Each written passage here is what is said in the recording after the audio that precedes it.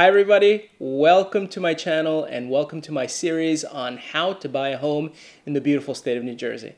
I am Carlos Sanchez. For the past 25 or so years, I've helped thousands upon thousands of people go through the process of buying and sell real estate in New Jersey. And I'd like to pass on some of that knowledge to you.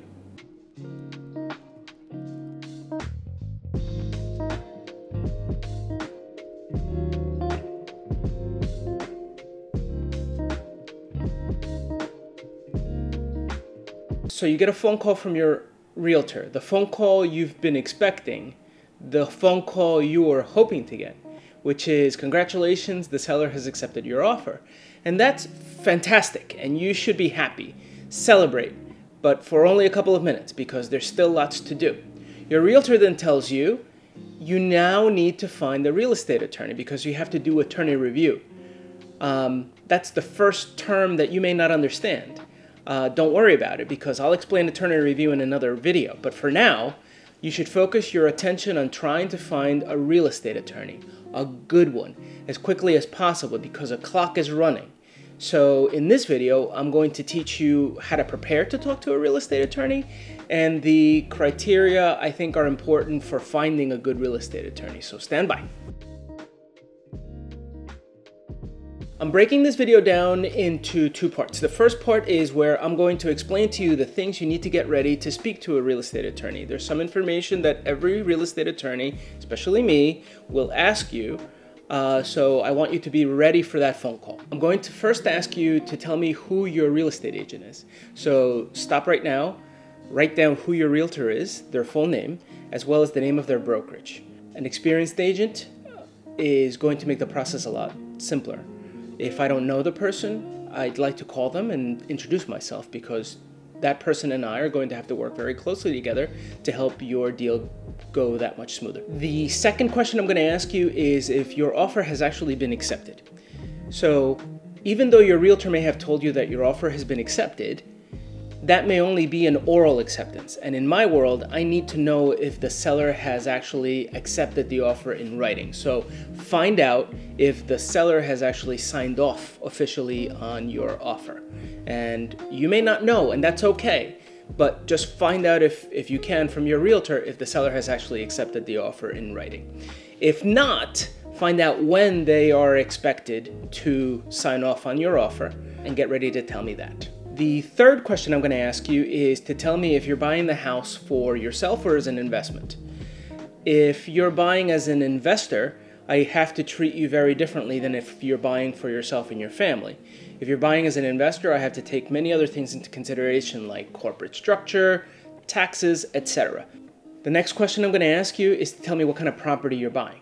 A house, a co-op, a townhouse, a condo, depending on what type of a property it is, I may have to treat the situation differently. So write it down.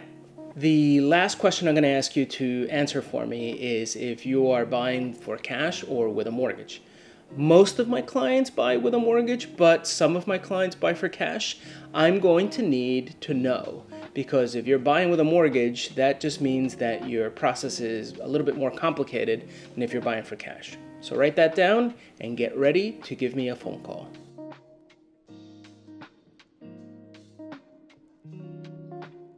Now, here are the criteria that I think make up a good real estate attorney. The most important criterion of a good real estate attorney, in my opinion, is experience. They say it takes about 10,000 hours to become an expert at something, and that's about right. Experience gives a lawyer foresight.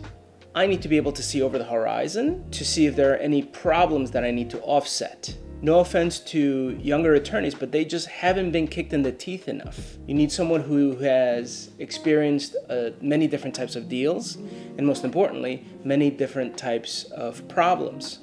So about 10 years of nothing but residential real estate law is about the minimum amount of experience you want in somebody who you're going to pay to handle your transaction for you. The next factor I think is very important in a good real estate attorney is that they concentrate their practice just on real estate. There are litigators and there are transaction attorneys. Real estate attorneys are transactions attorneys. You don't want a lawyer who goes to court handling your real estate transaction, because they are going to be obliged to follow court rules, which makes them bound to the court calendar and to judges. When you pick up the phone and contact your attorney's office, you want someone to handle your real estate transaction. You don't want to hear that they are out in court. You want paralegals who aren't busy handling legal pleadings, but rather your file. You want somebody who is very strategic. Like I said before, you want someone who's able to see over the horizon, foresee problems, and get ahead of them. So being strategic is very important. As soon as you pick up the phone, your lawyer should be asking questions. And every single question is designed to offset either a problem or to assess your legal positioning. Real estate is like a chess game. You have to think several moves ahead, so you want somebody who's very strategic as far as how they practice real estate law. Your attorney needs to be tactical. There's no such thing as a perfectly smooth transaction, and anyone who tells you that every transaction is smooth is a liar. Issues come up. We're talking about high-value assets being bought and sold by complex human beings, usually with third-party money. So again, issues will come up. You want someone who's able to meet issues or problems head-on when they arise, and you more importantly want someone who is staffed well enough so that a team of people can actually address issues as they come up.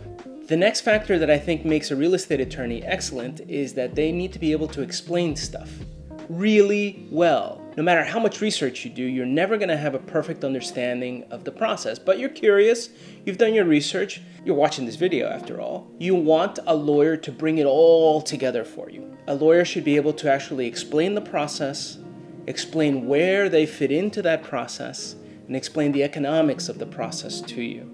And as questions come up, you want somebody to actually take their time to explain to you your strategies and solutions to any problems that may arise.